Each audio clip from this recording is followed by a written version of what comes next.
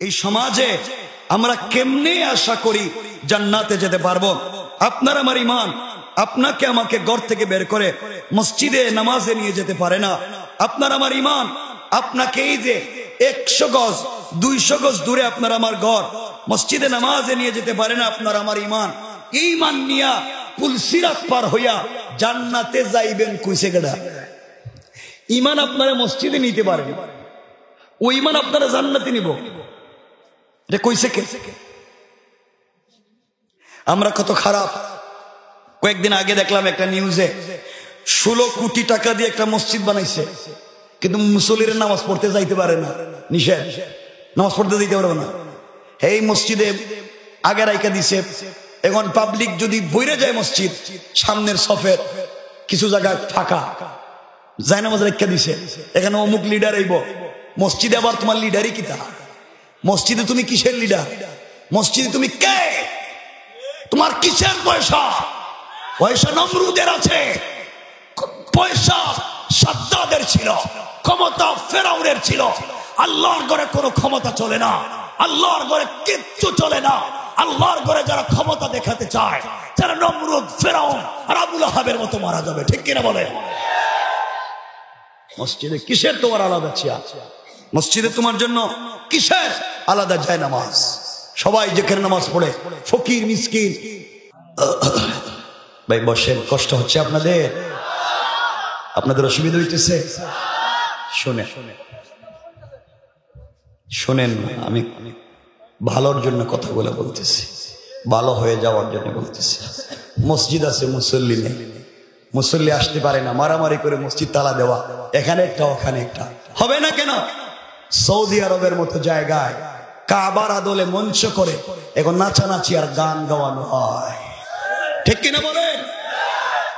যারা কাবা চত্বরকে, যারা কাবার চিত্রকে পদদলিত করতে চায়, বেইজ্জত করতে চায়, যারা এই দেশে আলিম উলামার দেশ, পীর বুজুর্গের দেশ, অলি আব্দালের দেশ, গাউস কুতুবের দেশ, মাদ্রাসা মসজিদের দেশ, আযান ইকামতের দেশ, কোরআন সুন্নাহর দেশ, ইসলামী আন্দোলনের কর্মীর দেশ, এই দেশের ভিতরে আযান ইকামত, মসজিদ, মাদ্রাসা, উলামায়ে কেরাম, আল্লাহ এবং তার রাসূলের বিরুদ্ধে যারা অবস্থান গ্রহণ করবে, যারা গালাগালি করবে, 10 লক্ষ ইসলামী আন্দোলনের কর্মী জিন্দা, তাদের অস্তিত্ব এই সমাজে খুঁজে পাওয়া যাবে না, যাবে না, যাবে না, ঠিক কিনা জোরে বলেন?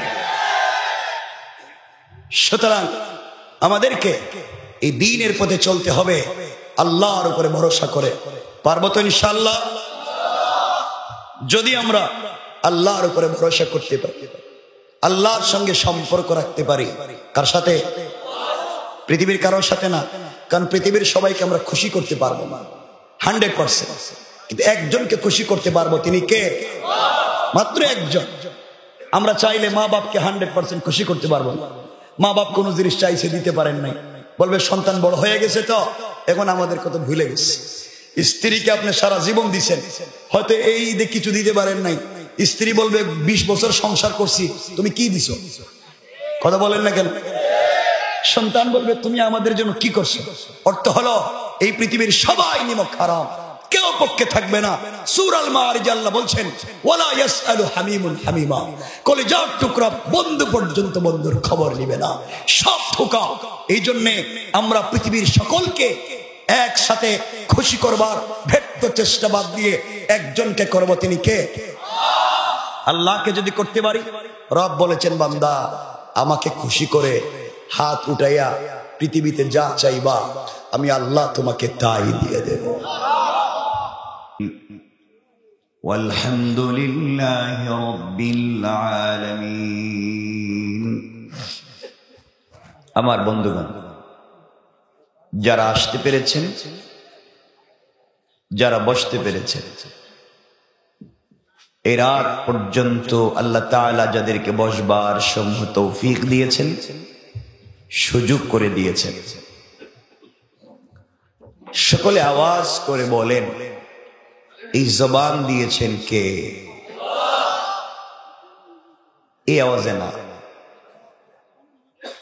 আমার যতদূর মনে পড়ছে আমি এই কেন্দুয়ায় আসিনি, গত বৎসর অথবা আগের বৎসর আসার কথা ছিল, প্রোগ্রামের দিনই আমি আসতে পারিনি গাড়ির প্রবলেম থাকবার কারণে। কিন্তু এই মানসিকতা নিয়ে আপনারা যদি বসে থাকেন, এই আওয়াজ দিবেন, আমি কথা বলতে পারবো না, খুব বেশি কথা বলবো না, খুব কম কথা বলবো, কিন্তু আপনাদেরকে শুনতে হবে। এটা একটা ক্লাসের মতো। আপনারা না বুঝলে আমি আবার বলবো, না বুঝলে আবার বলবো। যতক্ষণ না কথা না বুঝছেন ওই কথাকে আবার বলবো, কারণ আপনাদেরকে না বুঝানো পর্যন্ত আমি স্টেজ থেকে নামবো না। কিয়ামতের দিনে যদি আল্লাহ আমাকে জিজ্ঞাসা করে, গোলাম 250 কোটি মুসলমান পৃথিবীতে থাকতে তোমাকে আমি স্টেজে বসিয়েছিলাম আমার কোরআনের স্বচ্ছ সমৃদ্ধ চমৎকার কথাগুলা বুঝিয়ে বলবার জন্য, তুমি বলোনি, আমার গোলামদেরকে তুমি ঠিক মতো বুঝাওনি, তুমি জবাব দাও। আমি এত দূর প্রোগ্রামে এসে কিয়ামতের দিনে আল্লাহর আদালতে জবাবদিহি করতে চাই না। এজন্যে আপনারা আমার কথা বুঝবার চেষ্টা করবেন। না বুঝলে কাগজে কলমে লিখে আমাকে দাঁড়িয়ে প্রশ্ন করতে পারবে, আমি সকল প্রশ্নের জবাব দিব। এরপরেও আমরা এই বিকারগ্রস্ত জাতিকে, এই রোগাক্রান্ত মানসিকতাপূর্ণ এই জাতিকে কোরআনের সমুন্নত শিক্ষা, আল্লাহর হুকুম এবং রাসূল পাক সাল্লাল্লাহু আলাইহি ওয়াসাল্লামের তরিকায় নিয়ে পুরা জাতিকে ঐক্যবদ্ধ করে, সকলকে একীভূত করে একসাথে আমরা জান্নাতে যেতে চাই। আমরা এই পৃথিবীর কাউকে একা রেখে জান্নাতে যেতে চাই না। কে হিন্দু, কে বৌদ্ধ, কে ইহুদি, কে খ্রিস্টান, এটা আমি জানতে চাই না। আল্লাহ জানতে চায় তিনি যাদেরকে সৃষ্টি করছেন তারা মানুষ কিনা। আপনি শুধু ইসলামের নাম বিক্রি করলেই হবে না যতক্ষণ পর্যন্ত আপনি পূর্ণাঙ্গ মানুষ না হতে পারবেন। এজন্য আজকের পুরো আলোচনায় আমরা নিয়ে আসব, আপনাকে আমাকে মানুষ হতে হবে, যে মানুষ হওয়ার শিক্ষা রাসূল পাক আমাদেরকে দিয়েছিলেন। কথা কি বুঝতে পারলেন? আমার কথা বলে ঠিক বলি নাই, বলছি বুঝতে পারছেন কিনা এটা বলেন। বুঝতে পেরেছেন? আওয়াজ দিচ্ছেন, আবার ঠিক বলতেছে। আমি কি মিথ্যা বলতেছি? আমি তো ঠিক যাই না শুনে বলতেছি। তা আপনি ঠিক বললে কি না বললে বলবেন যে আমরা বুঝতে পেরেছি, না হয় বুঝিনি। বুঝতে পেরেছেন? সকলে আওয়াজ করে বলেন, এই জবান দিয়েছেন কে? এই আওয়াজে, ওই যে আগে বলছি মানুষ হওয়া লাগবে, ওই মানুষের মতো বলতে হবে। আরেকটা আওয়াজ করে, ওই যে পিছনে ওই কর্নারে যারা বসছে, এই কর্নারে, হেরা কিন্তু কয় নাই। হেরা কি এলাকার লোক না কিছু রোহিঙ্গা ঢুকছে এলাকার? সকলে আওয়াজ করে বলেন, এই জবান দিয়েছেন কে? এরপরে পুরো এই যে আমার এক মুরব্বী এই যে মাইকের কাছে বসছেন, মুচ আছে কিন্তু চাচা, আপনি কিন্তু ঠোঁট নাড়ান নাই। এটা কোন কথা হইল? আমি তো ভালোবাসতেছি আপনাকে, ঠোঁট নাড়াতে হবে কিন্তু। সবাই আওয়াজ করে বলেন, এই জবান দিয়েছেন কে? এই তো এবার তো হইল। আমার সঙ্গে নামাজের দুরূদ পড়েন। আল্লাহুম্মা সাল্লি আলা মুহাম্মাদ ওয়া আলা আলি মুহাম্মাদ কামা সাল্লাইতা আলা ইব্রাহিম ওয়া আলা আলি ইব্রাহিম ইন্নাকা হামিদুম মাজিদ। আল্লাহুম্মা বারিক আলা মুহাম্মাদ ওয়া আলা আলি মুহাম্মাদ কামা বারাকতা আলা ইব্রাহিম ওয়া আলা আলি ইব্রাহিম ইন্নাকা হামিদুম মাজিদ। আলহামদুলিল্লাহ,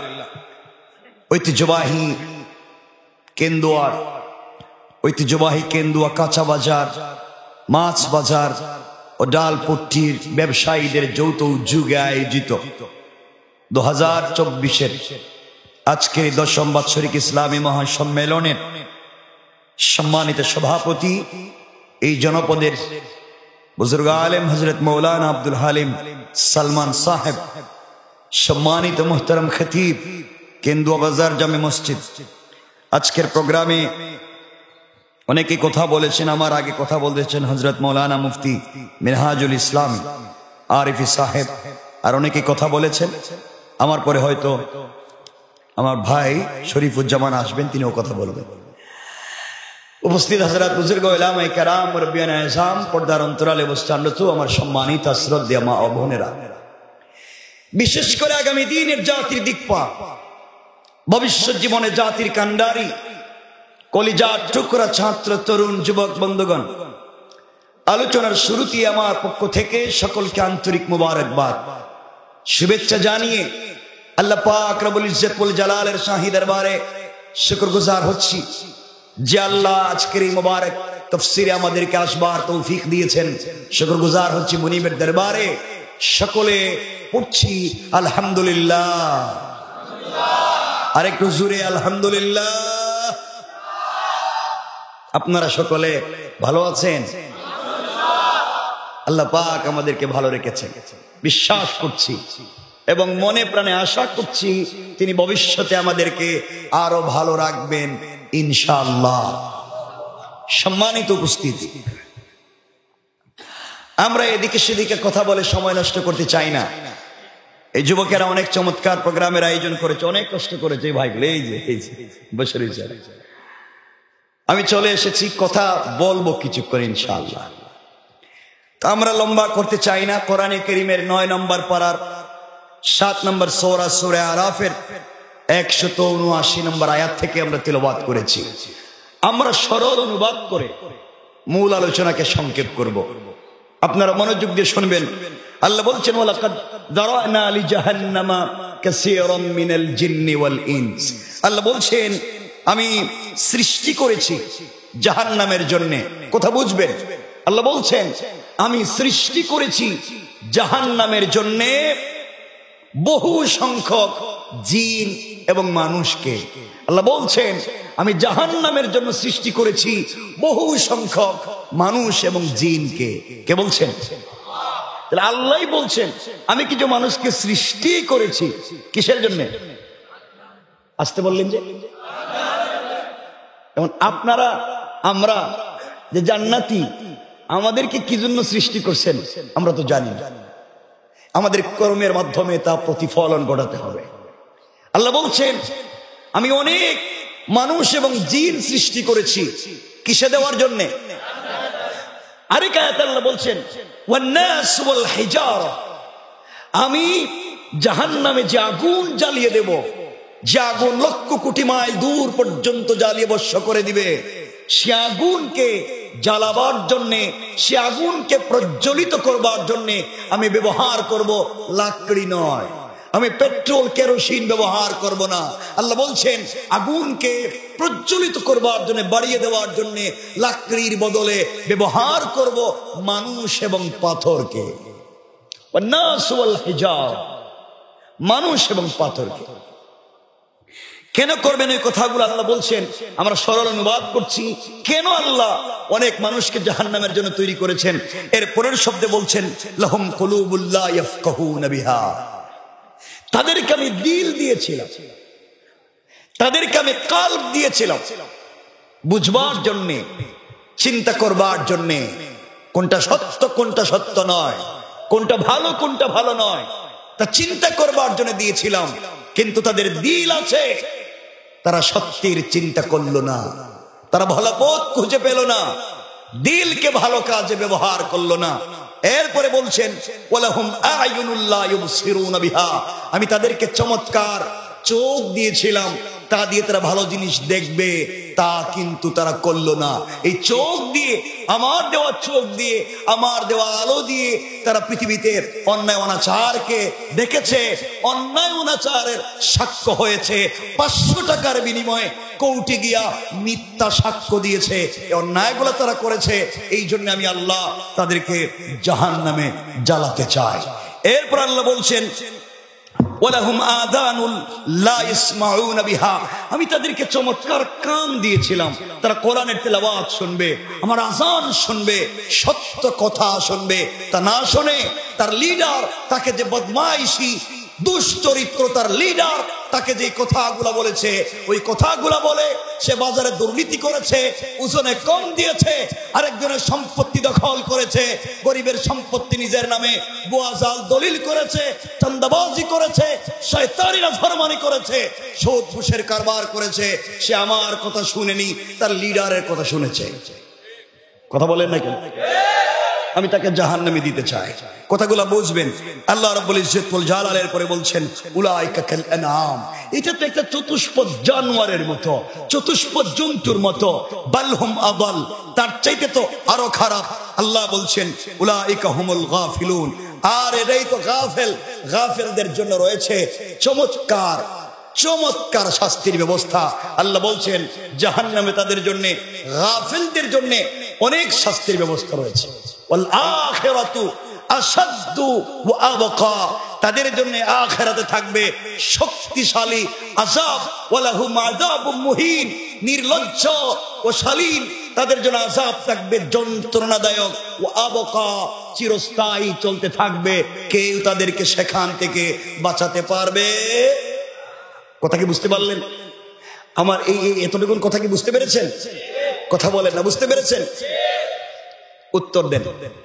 আল্লাহ মানুষকে বলেছেন এই আয়াতে, অনেক মানুষ সৃষ্টি করেছেন কোথায় দেওয়ার জন্য? অপরাধ। কল্প দিয়েছিলাম চিন্তা করে নাই, কান দিয়েছিলাম ঠিক মতো শুনে নাই, চোখ দিয়েছিলাম ভালো জিনিস দেখে নাই। আল্লাহ বলছেন এটা একটা খারাপ লোক, এটা একটা চতুষ্পদ জন্তুর মতো, এর চাইতেও খারাপ, এটা গাফেল, একে জাহান্নামে দিবেন। বলছেন কে? আওয়াজ করে বলেন কে? এটা সরল অনুবাদ, আমরা এটাকে রাখলাম।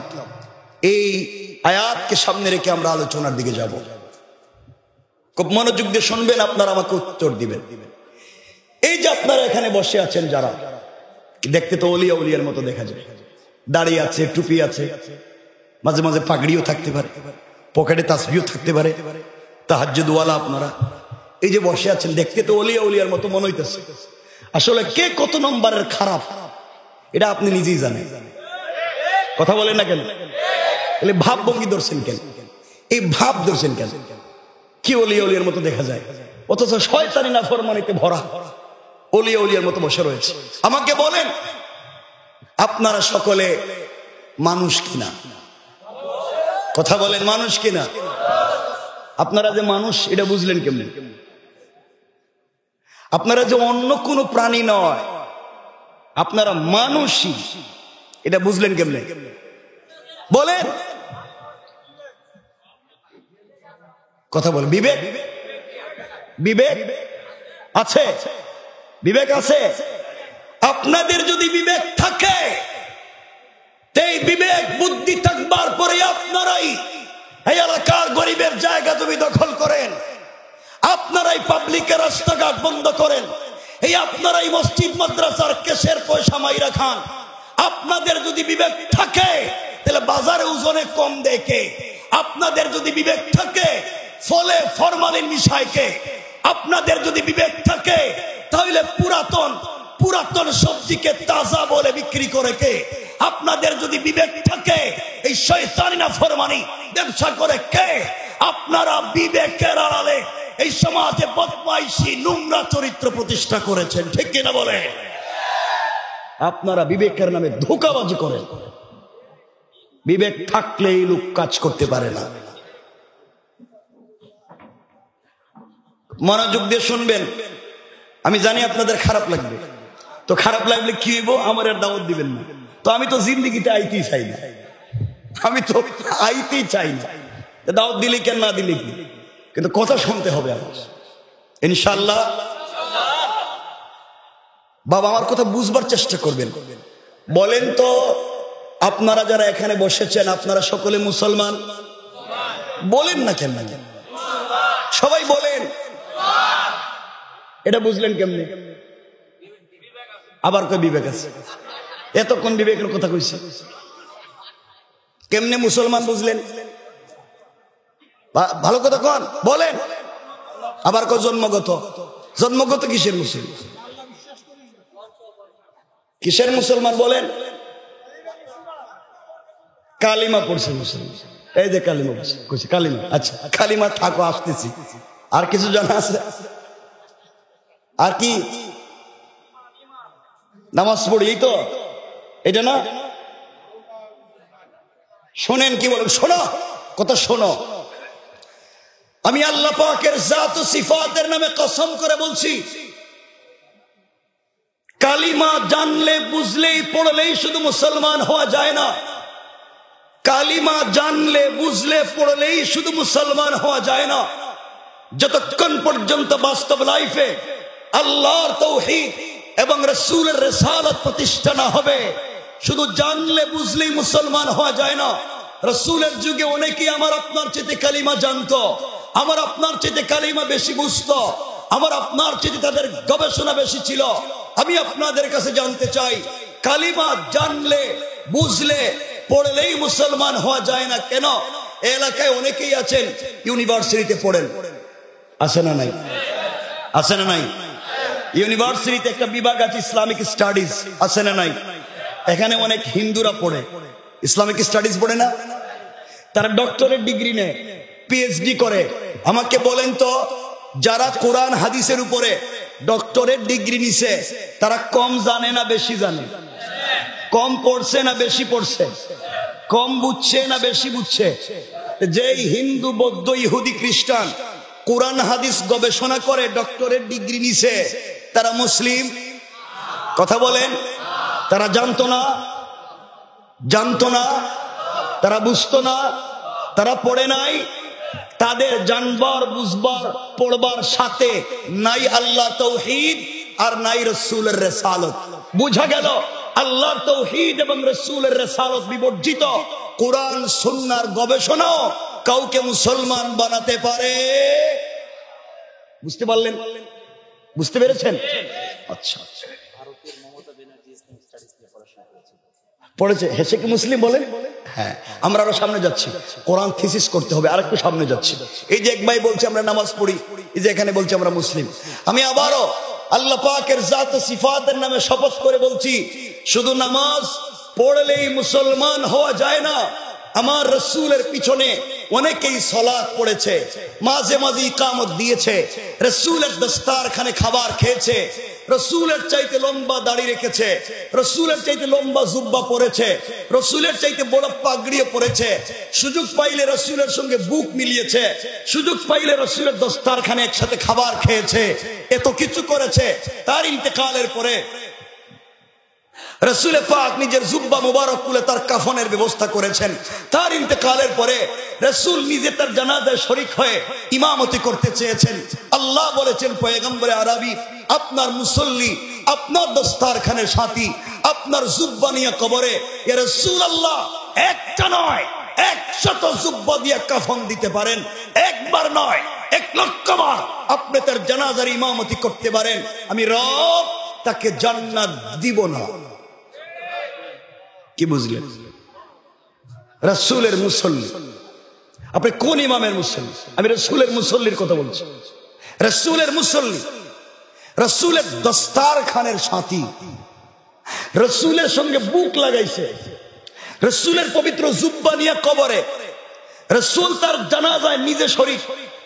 এত সুযোগ পাওয়ার পরেও লোকটা জান্নাতি না জাহান্নামী? বলেন না কেন? তার দাড়ি ছিল না, বলে না, দাড়ি ছিল না, জুব্বা ছিল না, পাগড়ি ছিল না, নামাজ ছিল না, সব তো ছিল, এরপরও জাহান্নামী। অপরাধ তার বাহিরের যে বেশভূষা ছিল তার বিশ্বাস ভিতরে ছিল না। ভিতরে যে বিশ্বাস লালন করত তা বাহিরে প্রকাশ করত না, অর্থাৎ তার ভিতর আর বাহির মিল নাই। তার নাম আব্দুল্লাহ ইবনে উবাই ইবনে সেলুল, যাকে বলা হয় মুনাফিকদের লিডার। বোঝা গেল বাহির ভালো থাকলে হবে না, ভিতরও ভালো থাকা লাগবে। এই সমাজে অনেক লোক আছে বাহিরে আল্লাহর ওলির মতো দেখা যায়, আর ভিতরে বদমাইশি রেখে সমাজ ধ্বংস করে দেয়। ঠিক কিনা বলেন? সুতরাং বাহির শুধু ভালো থাকলে হবে না, ভিতর ভালো করা লাগবে। এই জন্য আল্লাহ বলছেন আমি বাহিরের পরীক্ষা করব না। রব বলেছেন ওয়ামতাহানাল্লাহু কুলুবাহুম লিত্তাকওয়া, আমি তো পরীক্ষা নিব দিলের, আমি পরীক্ষা নিব তাকওয়ার, বাহিরের নয়। আল্লাহ রাসূলের অনেক সাহাবী ছিলেন, পাগড়িও ছিল না, জুব্বাও ছিল না, কাপড় ছিল না। এক কাপড় স্ত্রী পরলে স্বামী গড়তে থাকতেন, স্বামী পরলে স্ত্রী গড়তে থাকতেন। এক কাপড় দুইজন পরতেন, বাহিরের বেশভূষা নাই, কিন্তু দিলটা ভালো ছিল, আল্লাহ জান্নাত দিয়ে দিয়েছে। তাইলে আমার কথা কি বুঝলেন? এই যে ভাব ধরছেন কেন? বাহিরে তো ভাব ভঙ্গি ঠিকই আছে, ওই ভিতরের কি অবস্থা, এজন্য এত ওয়াজ করলাম। কষ্ট পাইলেন? আমি তো কিছু বলি নাই, তো কষ্ট পাইবেন কেন? আমার এতক্ষণের ওয়াজ বুঝতে পেরেছেন? শুধু ভাব ধরলে হবে? বলেন না হবে? তাহলে শোনেন, এই সমাজে অনেক লোক আছে, শোনো মুসলমানেরা, এই যে আপনারা বসেছেন, দাঁড়িয়ে আছেন, এই পুরা কেন্দুয়া, এই পুরা বৃহত্তর এলাকা নষ্ট করছেন এই আপনারা। এই আপনারা এলাকা নষ্ট করছে কে? কথা বলে বলা লাগবে কিন্তু, নাইলে জিজ্ঞাসা হবে। বলেন আমরা, বলেন আমরা। এই আপনারাই নষ্ট করছেন, সমাজ নষ্ট করেছেন আপনারা। অনেক লোক আছে এখানে দাড়িওয়ালা, অনেক লোক আছেন এখানে যাদের মুখের দাড়ি সাদা, পকেটে এক হাত লম্বা তসবিহ আছে, 5 ওয়াক্ত নামাজ পড়েন, হজ করেছেন, উমরাও করেছেন, হতে পারে কোন পীর সাহেবের মুরিদ। কসম রব্বে পাকের জাতের, এলাকায় অনেক লোক আছে 5 ওয়াক্ত নামাজ পড়বার পরেও এলাকার সবথেকে বড় সুদের কারবারি। ঠিক কিনা? জোরে বলেন, জোরে বলেন। নাই? বলেন নাই? নামাজও পড়ে সুদও খায়, নামাজও পড়ে সুদের কারবার করে, নামাজও পড়ে ঘুষ খায়, নামাজ পড়ে ফেন্সিডিল ইয়াবার কারবার করে। এমন লোক সমাজে আছে না নাই? সুতরাং যেই বেচারা নামাজ পড়ে সুদ খায়, যে সুদ খায়, যে সুদ দেয়, সে তো আল্লাহর বিরুদ্ধে যুদ্ধে লেগে গিয়েছে। যারা আল্লাহর বিরুদ্ধে যুদ্ধে লেগে যায় তার অস্তিত্ব থাকবার কথা নয়। সুতরাং যারা বাহিরে ভাবভঙ্গি ধরে সমাজে সুদের কারবারকে প্রতিষ্ঠা করেছে, তারা এই সমাজের টাটকা নির্ভেজাল ফরমালিন ছাড়া শয়তান। বলেন কি? আমি ঠিক বলি নাই, বলেন কি? সবাই বলেন, আবার বলেন।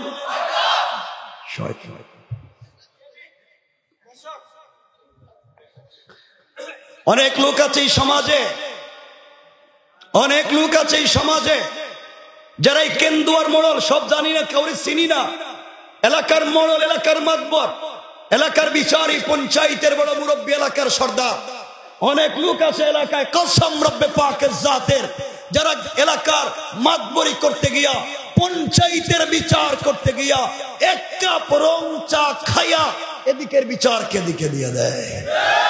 কথা বলেন, ঠিক কিনা বলেন? নাই? বলেন নাই? বলেন নাই? এ সমাজ নষ্ট করছে কে? কথা কন, ভাব ধরছেন কেন? ওয়াজ বুঝবেন। সমাজ আমি আর আপনি নষ্ট করেছি, বাজার নষ্ট, ব্যবসা নষ্ট, পরিবার নষ্ট, এলাকা নষ্ট, শেষ পর্যন্ত আল্লাহর ঘর পর্যন্ত নষ্ট করে দিচ্ছি।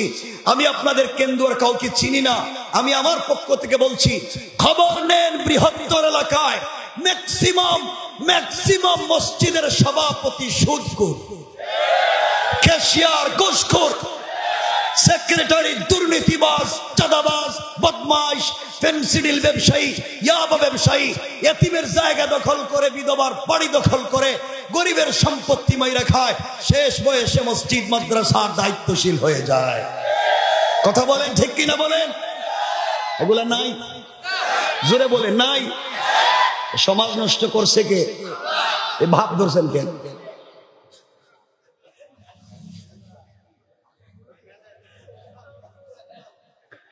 আপনারা তো শয়তান চিনেন না, শয়তান মারার জন্য আপনারা মক্কায় যান, 10 লক্ষ টাকা খরচ করে হজে যায়, হজে যায় না, হজে গিয়ে মক্কায় জামারাতে শয়তানরে কঙ্কর মারে, পাথর মারে। কথা বলে না কেন? দেখছেন পাথর মারতে? দেখছেন?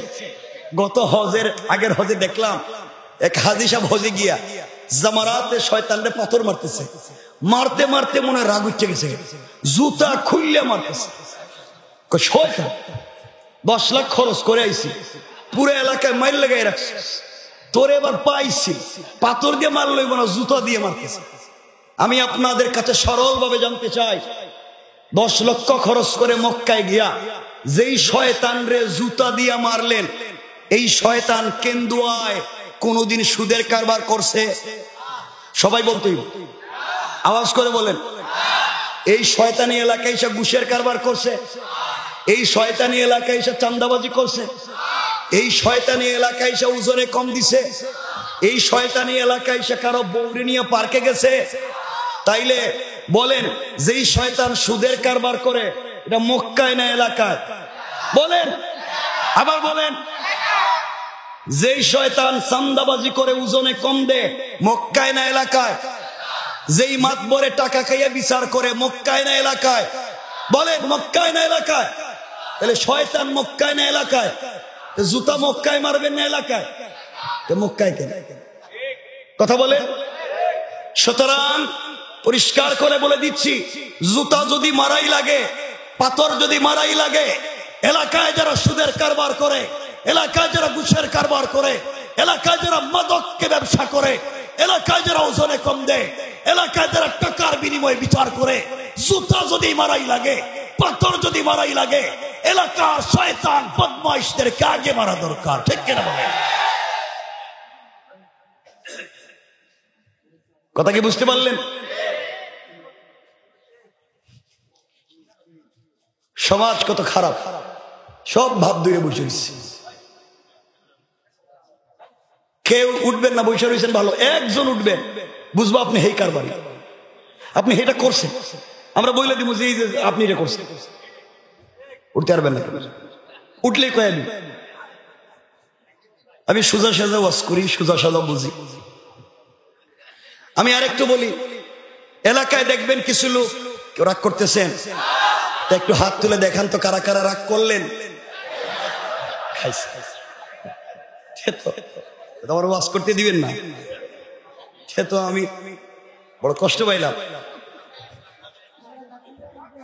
আপনারা রাগ করলেন, হাত উঠেলেন যে।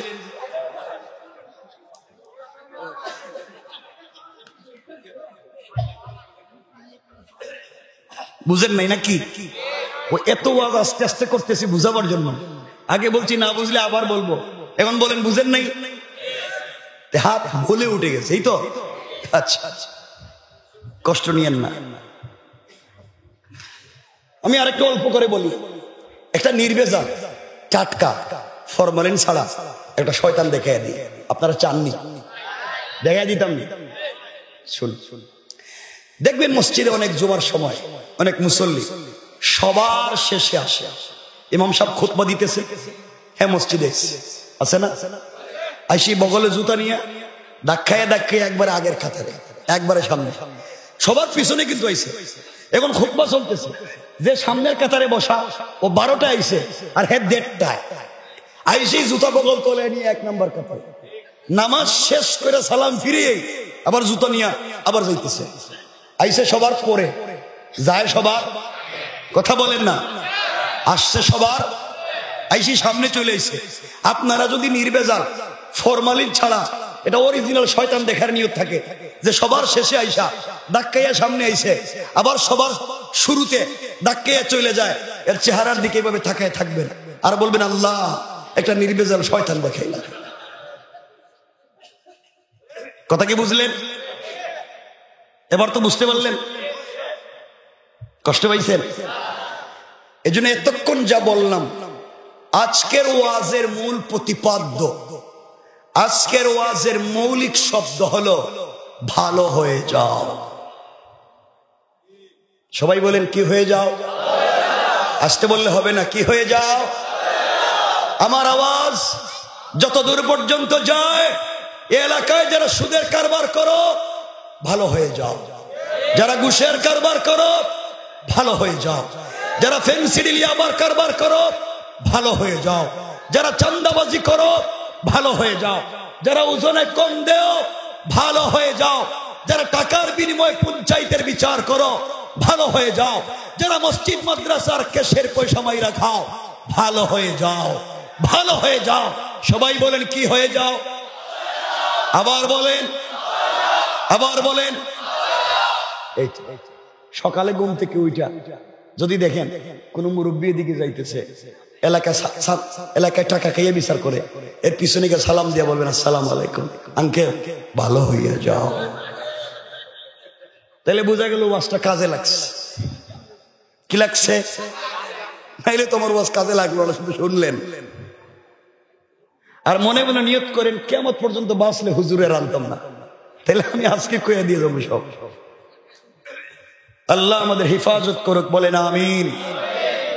সমাজে এত নোংরামি আছে, এত বক্ক সমাজে আছে, এত নোংরামি থাকবার পরে এই সমাজে আমরা কেমনে আশা করি জান্নাতে যেতে পারবো?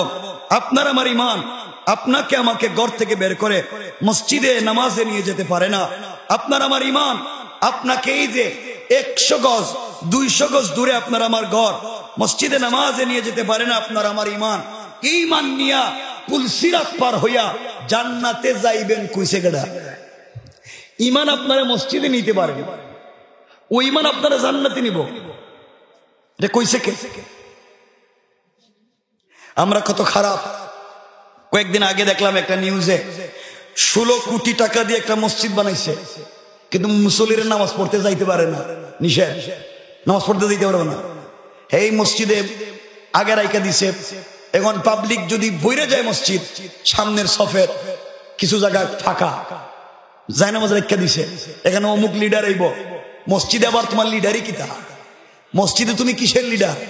মসজিদে তুমি কে? তোমার কিসের পয়সা? পয়সা নমরুদের আছে, পয়সা সাদ্দাদের ছিল, ক্ষমতা ফেরাউনের ছিল। আল্লাহর ঘরে কোনো ক্ষমতা চলে না, আল্লাহর ঘরে কিচ্ছু চলে না। আল্লাহর ঘরে যারা ক্ষমতা দেখাতে চায়, যারা নমরুদ, ফেরাউন আর আবুল আহাবের মতো মারা যাবে, ঠিক কিনা বলে?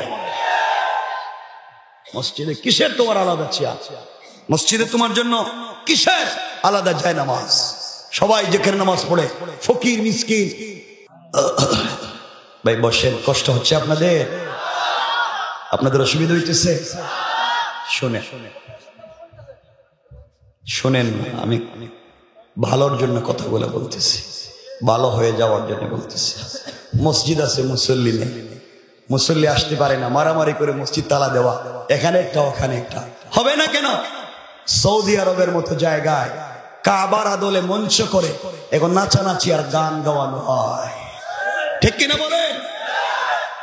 যারা কাবা চত্বরকে, যারা কাবার চিত্রকে পদদলিত করতে চায়, বেইজ্জত করতে চায়, যারা এই দেশে আলিম উলামার দেশ, পীর বুজুর্গের দেশ, অলি আব্দালের দেশ, গাউস কুতুবের দেশ, মাদ্রাসা মসজিদের দেশ, আযানে কামতের দেশ, কোরআন সুন্নাহর দেশ, ইসলামী আন্দোলনের কর্মীর দেশ, এই দেশের ভিতরে আযানে কামত, মসজিদ, মাদ্রাসা, উলামায়ে কেরাম, আল্লাহ এবং তার রাসূলের বিরুদ্ধে যারা অবস্থান গ্রহণ করবে, যারা গালাগালি করবে, 10 লক্ষ ইসলামী আন্দোলনের কর্মী জিন্দা, তাদের অস্তিত্ব এই সমাজে খুঁজে পাওয়া যাবে না, যাবে না, যাবে না, ঠিক কিনা জোরে বলেন?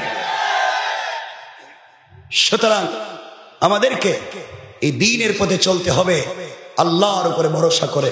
পারবো তো ইনশাআল্লাহ?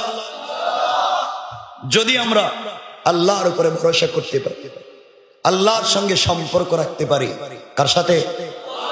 পৃথিবীর কারোর সাথে না, কারণ পৃথিবীর সবাইকে আমরা খুশি করতে পারবো না 100%, কিন্তু একজনকে খুশি করতে পারবো, তিনি কে? মাত্র একজন। আমরা চাইলে মা বাপকে 100% খুশি করতে পারবো না। মা বাপ কোনো জিনিস চাইছে, দিতে পারেন নাই, বলবে সন্তান বড় হয়ে গেছে তো এখন আমাদের কত ভুলে গেছে।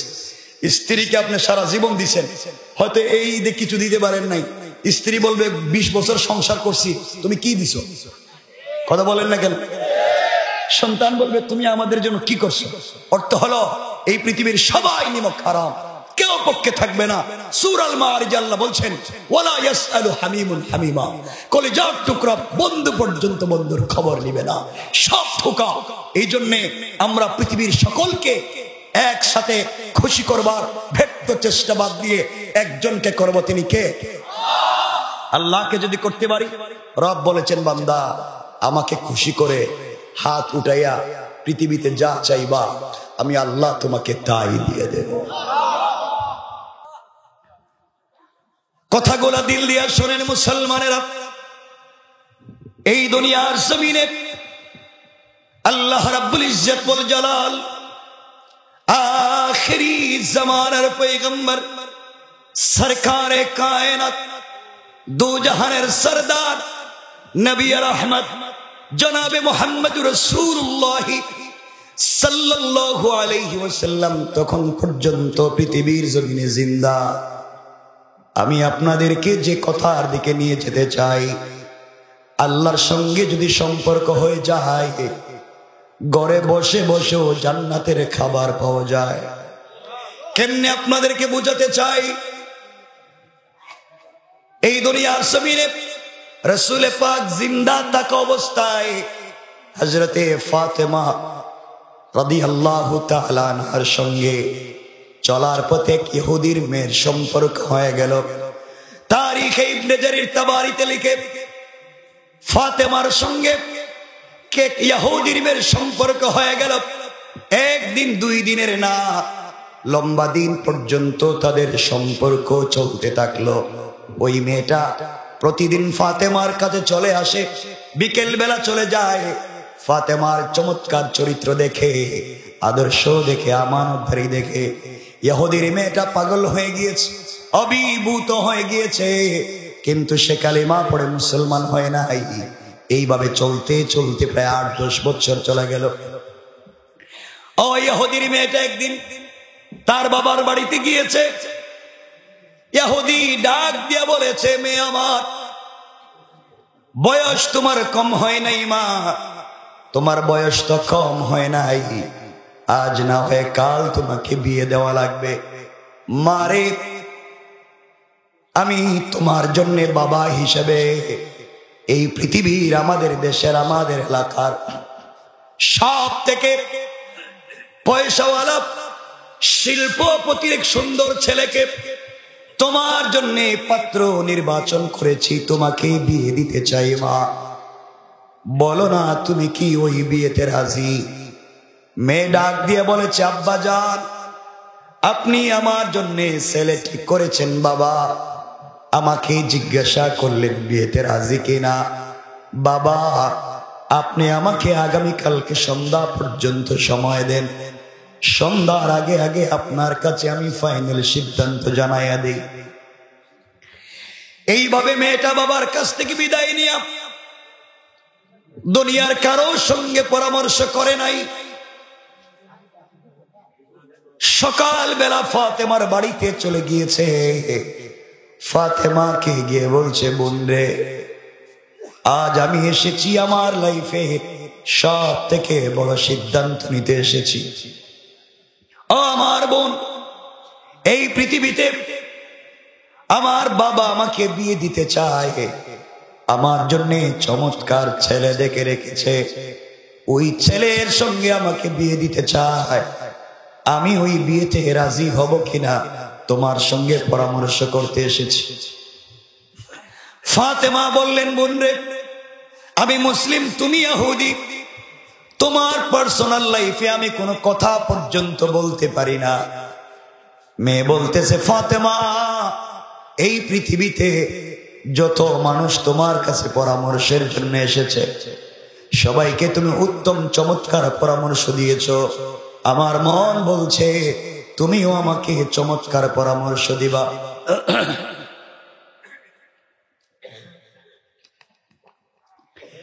ফাতেমা বললেন, বোন রে, কি বলতে চাও বলো? মেয়ে ডাক দিয়া বলছে, ফাতেমা, বলো তো এই বিয়েতে আমি রাজি হব কিনা। ফাতেমা বলছেন, বাবা ঠিক করেছেন, রাজি হয়ে যাও। পৃথিবীর কোনো বাবারাই চায় না তার মেয়েটা কষ্টে থাকুক, খারাপ জায়গায় যা। পৃথিবীর সকল বাবারাই চায় তার মেয়েটা ভালো জায়গায় থাকুক। আমার মন বলছে তুমি বিয়েতে রাজি হয়ে যাও। মেয়ে ডাক দিয়া বলছে ফাতেমা, আমি বিয়েতে রাজি হয়ে যেতে চাই, কিন্তু আমার একটা শর্ত আছে।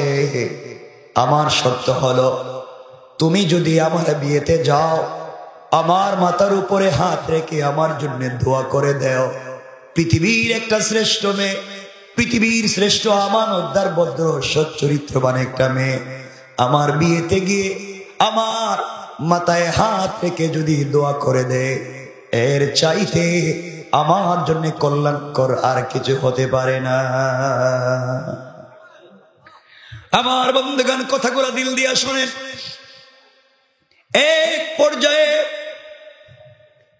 হযরতে ফাতেমা রাজি হয়ে গেলেন, বললেন বোন রে, ইনশাআল্লাহ আমি তোমার বিয়েতে যাব।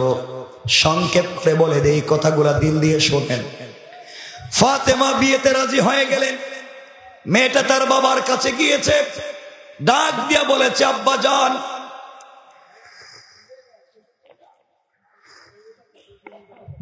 আপনি আমার জন্য যেই ছেলে ঠিক করে রেখেছেন ওই ছেলের সঙ্গে বিয়েতে আমার কোনো আপত্তি নাই। বাবা, আপনি আমাকে বিয়ে দিতে চান, ওই বিয়েতে আমি রাজি। ইহুদি খুশি হয়ে গিয়েছে, মারে একমাত্র একটা মাত্র মেয়ে, তুমি বিয়েতে রাজি, বাবাও খুশি, বিনিময়ে তুমি যা চাইবা তাই পাইবা। মেয়ে ডাক দিয়া বলছে আব্বা জান, ওই বিয়েতে আমি রাজি, আমার একটা শর্ত আছে। ইহুদি ডাক দিয়া বলে মেয়েরে, বিয়েতে তোমার আবার শর্ত কি? ইহুদির মেয়ে বলতেছে আব্বা জান, আমার শর্ত হলো আমার বিয়েতে মুহাম্মদ ইবনে আব্দুল্লাহর মেয়ে ফাতেমাকে ইনভাইট করেছি, দাওয়াত করেছি, ও কিন্তু আমার বিয়েতে আসবে, এই শর্তে আমি রাজি হয়ে গিয়েছি। ইহুদির মাথা গরম হয়ে গিয়েছে, কি বললা তুমি? মুহাম্মদ আমার জাত শত্রু, আমাদের ধর্মের বিরুদ্ধে চলে গিয়েছে, ওর মেয়েকে যদি আমার বাড়িতে তোমার বিয়েতে ইনভাইট করে থাকো, মান সম্মান বলতে আমার কিছুই থাকবে না। তোমার বিয়েতে মুহাম্মদের মেয়ে আসলে প্রয়োজন বোধে তোমাকে বিয়েই দিব না, সারা জীবন এভাবে রেখে দেব, এরপরেও ফাতেমাকে এই বাড়িতে আসতে দিব না। মেয়ে ডাক দিয়া বলছে আব্বা জান, আপনি বলে দিয়েছেন ফাতেমা যদি ওই বাড়িতে আসে আপনি আমাকে বিয়ে দিবেন না। বাবা, কোনদিন তোমার কথার উপরে কথা বলিনি, আজ আমি বলে দিলাম, ফাতেমার মতো চরিত্রবান এমন একজন বন্ধু আমার, এমন একজন বান্ধবী আমার, তাকে যদি আপনি আমার বাড়িতে বিয়েতে ভিন্ন ধর্মের হওয়ার কারণে আসতে যদি বাধা দেন, আসমান জমিন ধ্বংস হয়ে যেতে পারে। আমি ফাতেমা ছাড়া পৃথিবীর কারোর সঙ্গে বিয়েতে বসতে রাজি না। আল্লাহু আকবার, আর জোরে বলেন। আপনাদের কষ্ট হচ্ছে?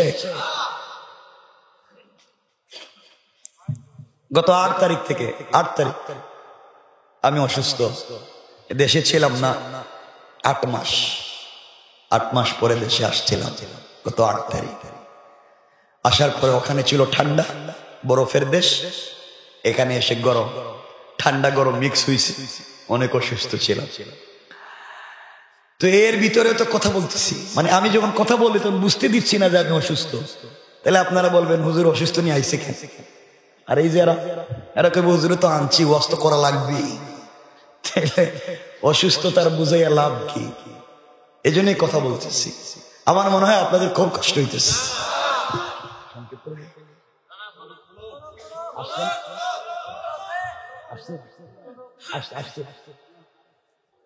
না, লম্বা করবো না, আপনাদের কষ্ট দিব না।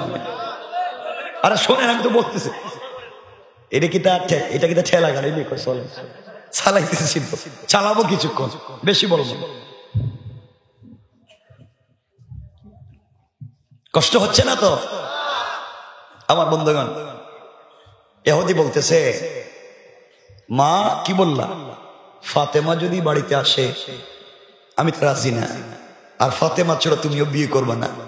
ইহুদি চিন্তায় পড়ে গেল, আমার একটা মাত্র মেয়ে, বিয়ে যদি দিতে না পারি ইজ্জত থাকবে না। ইহুদি ডাক দিয়ে বলেছে, মেয়েরে,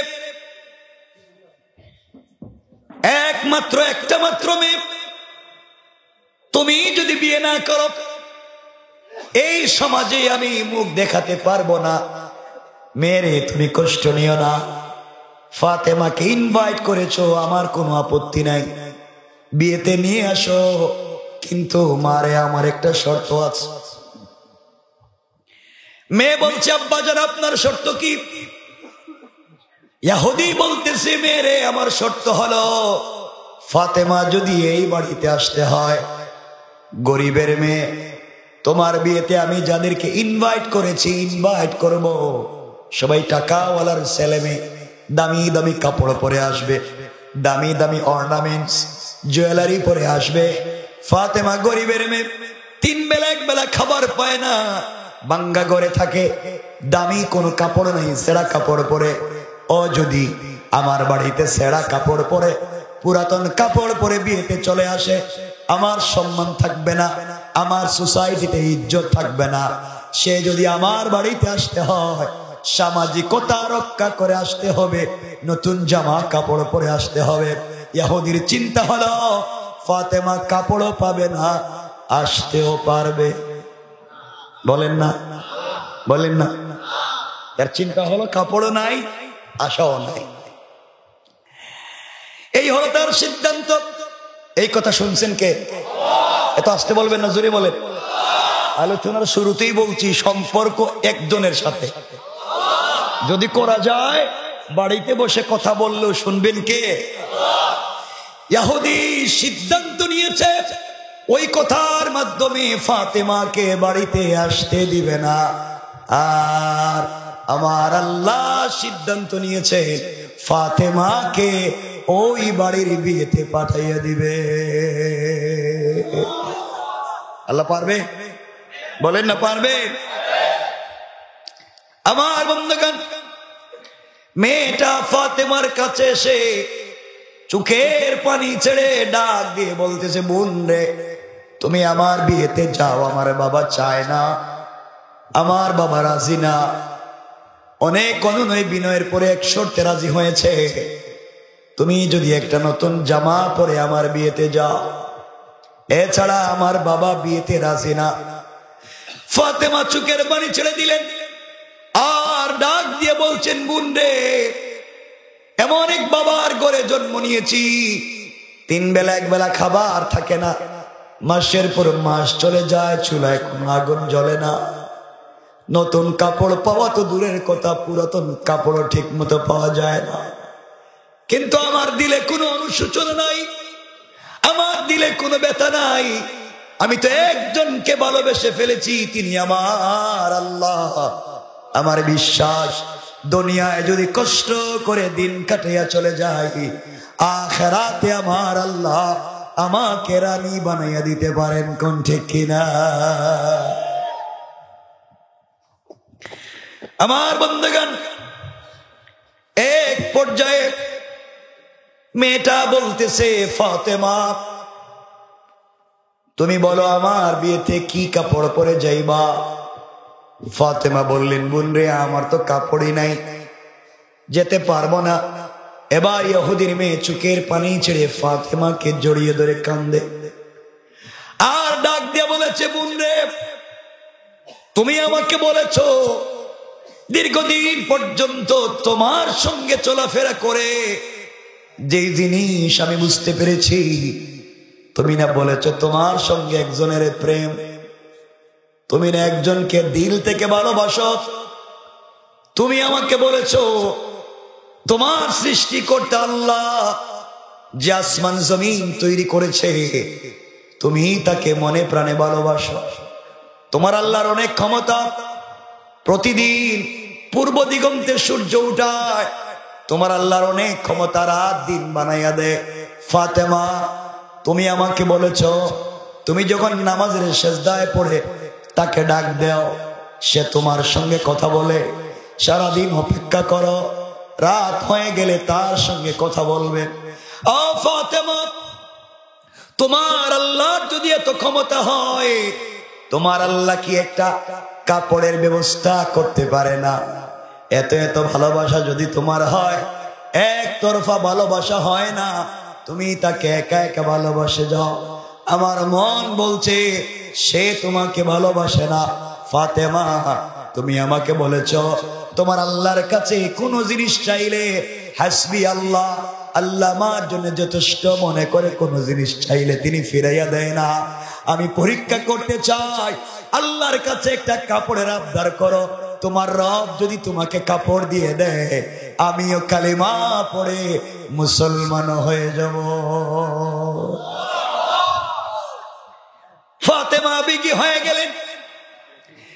এক পর্যায়ে বলে ফেললেন, বোন রে, ইনশাআল্লাহ কথা দিলাম তোমার বিয়েতে যাব এবং এই পৃথিবীর সব থেকে দামি কাপড় পরে যাব। আল্লাহু আকবার বলেন। চিন্তা করলেন সম্পর্ক কার নাম? সম্পর্ক। মেয়েটা বাপের কাছে গিয়ে বলছে, আব্বা, ফাতেমা কিন্তু বিয়েতে আসবে এবং নতুন জামা পরে আসবে। ইহুদি বলতেছে ঘরে খাবার নাই, থাকবার জায়গা নাই, এবার নতুন জামা কাপড় কই পাইব? আমার আল্লাহ কোরআনে কারীমে বলছেন, ইন্না কাইদাশ শাইতানি কানা দাঈফা। ওরা যত কুটকৌশল করে, আল্লাহ বলছেন তাদের সকল কুটকৌশল আল্লাহর কাছে মশা মাছির ঘরের চাইতে আরো দুর্বল। ঠিক কিনা?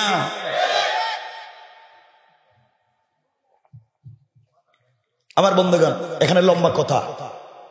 বিয়েটা 1 মাস পরে, ধরেন 1 মাস শেষ হয়ে গেছে, মধ্যখানের ওয়াজ রেখে দিলাম যে 12টা হয়ে যাইতেছে। আমি কথা বল, আমার গলা দিয়ে আওয়াজ দিতে পারতেছি না। এরা কই কো? আমার বন্ধুগণ শুনেন না, আমার কথা বলতে আপত্তি নেই, কিন্তু কষ্ট হচ্ছে, শুনেন। 1 মাস পরে বিয়ে, ধরেন 1 মাস শেষ, মধ্যখানে আর অনেক ঘটনা ঘটছে, কাপড় কিনতে হইছে, আর অনেক ঝামেলা আছে, ওগুলো তারিখে আছে, লম্বা হয়ে যাবে। ডাইরেক্ট বিয়া। কোন দিন বিয়া? আগামীকাল। কোন দিন? আগামী। সন্ধ্যার সময় মেয়েটা ফাতেমার কাছে গিয়ে বলছে, বোন, কালকে না আমার বিয়ে, তোমার কাপড় কই? ফাতেমা বলছেন, কালকে তোমার বিয়ে, আমি তো ভুলেই গেছি, আমার তো মনেই নাই। মেয়ে বলতেছে, বোন, তাইলে কি আমার বিয়ে হবে না? কাপড় ছাড়া কেমনে? তুমি কাপড় না পাইলে তো যেতে পারবে না, আর বাপরে কথা দিছি তুমি ছাড়া বিয়েই করবো না, তাহলে তো আমার জীবনটা শেষ হয়ে গেল। ফাতেমা মেয়ের হাত ধরলেন, ইহুদির মেয়েকে বুকে জড়িয়ে ধরলেন, কপালে চুম্বল করে বলছেন, বোন কান্দিস না, এখন 1 রাত বাকি আছে। আমি যার সাথে প্রেম করি, আমি যাকে দিল থেকে ভালোবাসি, 1 রাত বাকি আছে। রব যদি সত্যি ফাতেমাকে ভালোবেসে থাকে, 1 রাত্রে কাপড়ের ব্যবস্থা করে দিবে ইনশাআল্লাহ। আল্লাহু আকবার বলেন, আরো জোরে বলেন। আল্লাহ পারবে? পারবেন? রব তো পারে। আমার বন্ধুগণ, মেয়ে চলে গিয়েছে, রাত্র গভীর হয়ে গিয়েছে, আমাদেরও রাত্র গভীর, ফাতেমারও রাত্র গভীর, 12টা হয়ে গিয়েছে। ফাতেমা গভীর রাত্রে মুসল্লা বিছাইয়া দিয়েছে, সাজদার মধ্যে গিয়ে চোখের পানি ছেড়ে কান্না করে ডাক দিয়ে বলেছে, আল্লাহ, এই দুনিয়ার জমিনে তুমি ছাড়া যে আমার আর কেউ নাই। আল্লাহ, বাবার কাছেও কিছু বলবার নাই, বাবা তো 3 বেলার খাবারের ব্যবস্থা করতে কষ্ট হয়ে যায়। তাই আল্লাহ, যদি এই দুনিয়ার জমিনে আমি ফাতেমা মা খাদিজা দুনিয়ার জমিনে বেঁচে থাকতো, আমার মা আমার আবদার পুরা করে দিত। কিন্তু আল্লাহ, আমার মা তো বাবাকে ভালোবেসে সবগুলা সম্পত্তি তোমার রাস্তায় দান করে দিয়েছে। মাও দুনিয়ার জমিন থেকে চলে গিয়েছে, মা যে পৃথিবীতে আর নাই। আয় আল্লাহ, সারাদিন অপেক্ষা করি, রাত্র কখন গভীর হয়ে যায়, সেজদায় পড়ে তোমাকে ডাক দিয়া বলবো, আল্লাহ তুমি কি আমার কথা শুনতে পাও? আমি যে ফাতেমা, তোমাকে ছাড়া যে আমার চলে না। সারাদিন রোজা রাখি, ইফতারের পরে সেজদায় পড়ে যায়। সূরা ফাতিহা আমি যখন তেলাওয়াত করি, তুমি আমার কথার জবাব দাও। আল্লাহ, এতদিনের সম্পর্কে তোমার কাছে আমি কিছু চাই না, আজ পর্যন্ত তোমার কাছে আমি কিছু চাইলাম না। আয় আল্লাহ, আজ তোমার কাছে একটা জিনিসের আবদার করতে চাই। ওইটা ফাতেমার সৌন্দর্য বাড়াবার জন্যে না, ফাতেমার চাহিদা বাড়াবার জন্যে না, ফাতেমার ইচ্ছা পরিপূর্ণ করবার জন্যে না। আল্লাহ, আমার বাবা মানুষের বাড়িতে বাড়িতে, বাজারে বাজারে দিনের দাওয়াত নিয়ে যায়, আমি মেয়ে মানুষ হওয়ার কারণে দাওয়াত দিতে পারি না। আয় আল্লাহ, আমি আজকে বলেছি ইহুদির মেয়ের বিয়ে বাড়িতে যাব, আমার যে কোনো কাপড় নাই। আল্লাহ, আমি যে তোমারে ভালোবেসে যাই, তুমি কি সত্যি আমাকে ভালোবাসো? কিছুই চাইলাম না, শুধু জান্নাতে তোমাকে পেতে চাই। আজ আমি ছোট্ট একটা জিনিসের আবদার করতে চাই, ফাতেমার সৌন্দর্য বাড়াবার জন্য নয়, একটা কাপড়ের আবদার করতে চাই। ওই কাপড় পরে ইহুদির মেয়ের বিয়ে বাড়িতে যেতে চাই, আর ওইটা যেন দিনের দাওয়াত, তাবলীগের দাওয়াত হয়ে যায়। ওই কাপড় পরে ইহুদির মেয়ের বিয়ে বাড়িতে যাওয়ার পরে ওই বাড়িতে যত মহিলারা জমা হবে, সকল মহিলারা যেন আমার কাপড়ের দিকে তাকাইয়া কালিমা পড়ে মুসলমান হয়ে যায়। আয় আল্লাহ তাআলা, তোমার কাছে একটা কাপড়ের আবদার করতে চাই, ফাতেমার সৌন্দর্য বাড়াবার জন্যে না, ফাতেমার চাহিদা মিটাবার জন্যে না, শুধু দ্বীনের দাওয়াতের জন্যে। তুমি কি আমাকে একটা কাপড় দিতে পারো না? চোখের পানিগুলা মুছে সেজদার থেকে উঠে গেলেন, কানতে কানতে মুসল্লা রেখে দিয়েছে। গভীর রজনীতে হঠাৎ করে তাকাইয়া দেখে ঘরের কর্নারে দুইটা কাপড়ের প্যাকেট। আরো জোরে, আরো জোরে। ফাতেমা কাপড়ের প্যাকেট গুলা হাতে নিয়েছেন, হাউমাউ করে কান্না করে, আকায়ে নামদার, তাজদারে মদিনা, সরকারে দু আলম, কলিজার টুকরা, প্রিয় হাবিব রাসূল পাক সাল্লাল্লাহু আলাইহি ওয়াসাল্লামের কাছে নিয়ে গিয়েছেন। বাবাকে জড়িয়ে চোখের পানি ছেড়ে ডাক দিয়া বলেছেন, আব্বা, নামাজের সেজদায় গিয়ে আল্লাহর কাছে কাপড়ের কথা বলছি বাবা, কে জানি ঘরের কর্নারে রেখে গিয়েছে, কিছুই বুঝলাম না। রাসূল কাপড়ের প্যাকেট গুলা হাতে নিলেন, একটা প্যাকেট খুললেন, খুলে দেখেন একটা প্যাকেটের ভিতরে একটা সালোয়ার, একটা কামিজ, আর একটা প্যাকেট খুলে দেখেন ওই প্যাকেটের ভিতরে ওড়না, তিনটা কাপড়, সালোয়ার, কামিজ আর ওড়না। প্যাকেট খুলতেই যেন জান্নাতুল ফিরদাউসের মিশকে আম্বরের গ্রান বের হয়ে গিয়েছে। এমন ডিজাইনের কাপড় তো মা কোনো বাজারে দেখি নাই। স্টোন দিয়া ডিজাইন করা, পাথরের টুকরা দিয়া, গ্লাসের পাথরের টুকরা দিয়া থ্রি পিসের মধ্যে ডিজাইন করা, সালোয়ার কামিজের ডিজাইন করা, গ্লাসের টুকরা দিয়া ওড়নার মধ্যে ডিজাইন করা। মার এত চমৎকার কাপড় কোন ফ্যাক্টরি থেকে কে দিয়ে গেল? এমন সময় জিবরাইল সালাম দিয়া বলছেন, ইয়া রাসূলুল্লাহ, দুনিয়ার কেউ দিয়ে যায় নাই। আমি জিবরাইল কিছুক্ষণ আগে আল্লাহ আমাকে বলে দিয়েছেন, জিবরাইল যা যা জান্নাতুল ফিরদাউস থেকে আমার ফাতেমার জন্য একটা পূর্ণাঙ্গ ড্রেস কাপড় নিয়ে চলে যা। ইয়া রাসূলুল্লাহ, এটা তো আমি নিয়ে আইছিলাম, আল্লাহ পাঠাইছে। ফাতেমা যে কি কইছে আল্লাহ রে, আল্লাহ কাপড়টা পাঠাই দিছে। না সুবহানাল্লাহ, এটা আগামীকালকে কইেন। আল্লাহকে বলেন হাসবি আল্লাহ, যদি বলতে পারেন আল্লাহ আমার জন্য যথেষ্ট, কেউ লাগবে না। গভীর রাত্রে সেজদায় পড়ে যা। কারো কাছে দিলের কষ্টের কথা বইলেন না, দুর্বলতার কথা কাউকে বইলেন না। রবের সঙ্গে বলেন, রব বলছে বান্দা, কোরআনে কারীমের 19 নম্বর পারা 25 নম্বর সূরা, সূরা আল ফুরকানের 65 নম্বর আয়াতে আল্লাহ বলছেন, ওয়াল্লাযীনা ইয়াকুলুনা রব্বানা ইসরিফ আন্না আযাব জাহান্নাম ইন্না আযাবাহা কানা গারামা। বান্দা, গভীর রাতে সাকারাতের আগে, গারগারা শুরু হয়ে যাওয়ার আগে, কবরে চলে যাওয়ার আগে, মালাকুল মউত আজরাইল পৌঁছে যাওয়ার আগে, বান্দা একটা বার আমার আল্লাহ বইলা ডাক দে, একটা বার আমাকে ডাক দে। আমি রব কথা দিলাম, তোর সব অন্যায় ভুইলা, সব গুনাহ মাফ কইরা আমার কুদরতের কুলে উঠাইয়া আমি জান্নাতি বলে ফয়সালা করে দিলাম। এই রব এখনো আছে না নাই?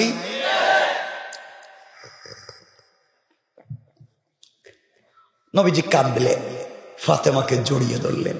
আহারে, মা মরা মেয়ে কিভাবে না খাই আল্লাহর সাথে সম্পর্ক। সেজদায় কাঁদছে আর আল্লাহ আসমান থেকে কাপড় পাঠাইয়া দিছে। আহা, কি একটা মেয়ে পাইলাম, কি একটা মেয়ে। আমার বন্ধুগণ, নবীজি বলছেন, মা এই কাপড় পইরা তো কালকে বিয়ে বাড়িতে যাইবা, একটু পর্দার সাথে যাইও। কারণ নারীরা যেদিন নতুন পোশাক পরে ওই দিন কিন্তু পর্দা বলে না করে। যেদিন একবারে লিপস্টিক লাগাইয়া, হিল জুতা লাগাইয়া আর দামি স্মার্ট কাপড় লাগাইয়া বিয়ে বাড়িতে যায় অথবা গায়ে হলুদে যায়, ওই দিনকার বোরকা পড়তে পারে? আল্লাহ রাসূল বলছেন, ওগুলো লম্বা আলোচনা আমরা যাচ্ছি না, সংক্ষেপ করতেছি। আমার বন্ধুগণ, নবীজি বলছেন, মা পর্দার সাথে যাইও। এখানে অনেক আলোচনা, ওদিকে আর যাচ্ছি না। আমার মুসলমান বন্ধুগণ, কথাগুলো দিল দিয়ে শুনেন কি বলতে চাই।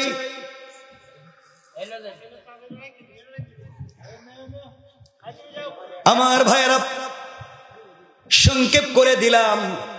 একে তো বিশ্ব নবীর মেয়ে হযরতে ফাতেমা, আল্লাহ যাকে দুনিয়ার জমিনে বানিয়ে দিয়েছেন, আল্লাহ যাকে আখিরাতে বানাবেন, জান্নাতি মহিলাদের নেত্রী, ওই ফাতেমা যখন জান্নাতের কাপড় পরছেন, একে তো সুন্দর, এর উপরে জান্নাতের কাপড়।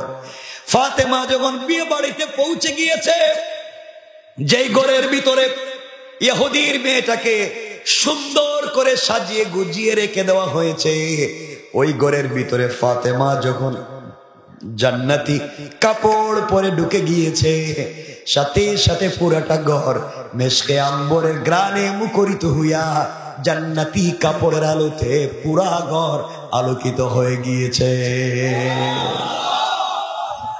মহিলারা এসে বলছে, ফাতেমা এই কাপড় কোথায় পেয়েছো? তুমি না গরিবের মেয়ে, আমরা মনে করছি তুমি আসতে পারবা না।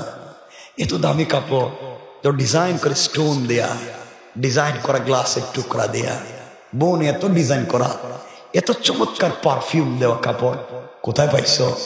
আমরা এত কোটি টাকার মালিক হয়েও এমন কাপড় কিনতে পারলাম না।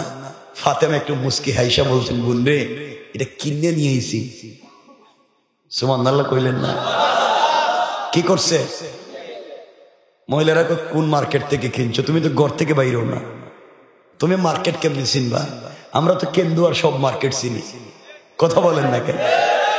তুমি তো মার্কেট চিনো না, আমরা চিনি। মহিলারা বলছে, ফাতেমা কোন মার্কেট থেকে কিনছো?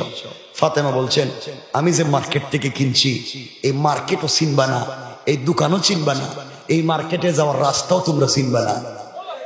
মহিলারা কও কি আমরা মার্কেট চিনবো না? মানি আমরা কেন্দুয়ার মার্কেট চিনি, মার্কেটের সিপা গল্লি চিনি, এমনকি মার্কেটের দোকানের ম্যানেজারের নাম্বার পর্যন্ত এই বেডির মোবাইলে সেভ আছে। কথা বলেন না কেন? এটা আরেক ওয়াজ, আমি লম্বা করতে চাই না। দেখবেন স্বামী যা চিনে না বাজারের চিপা চুপা, বউ কিন্তু চিনে। আসেনি এগুলা? আমরাও তো খারাপ। অনেক সময় দেখবেন স্বামী স্ত্রী মার্কেটে যায়, বউ, আমি খারাপ বলতেছি না, একটা লেডিস ব্যাগ নিয়ে সুন্দর লিপস্টিক লাগাইয়া গুন্ডার মতো সামনে হাঁটিয়া এটা দোকানে যাইতেছে, আর জামাই যে বেচারা জামাই স্বামী পিছে বাচ্চা একটা কুলে নিয়া কথা বলেন না কেন? এটার পিছনে করতেছে, এই অবস্থা। আর বউরে লাগাই দিছে কাজে, তা আমার গলায় দিতেছে না, আমি কষ্ট পাচ্ছি, নাহলে একবারে সব বইলে দিতাম, ইজ্জত শেষ হয়ে যেত। তুমি ঘুমাইতেছো ভাই? দেখো ঠিক আছে ভাই, 12টার উপরে কেদা ভাই, কি কষ্ট হচ্ছে? অসুবিধা নাই না, ওয়াজ করতেছি তো আমি, কষ্টটা আপনাদের হইব।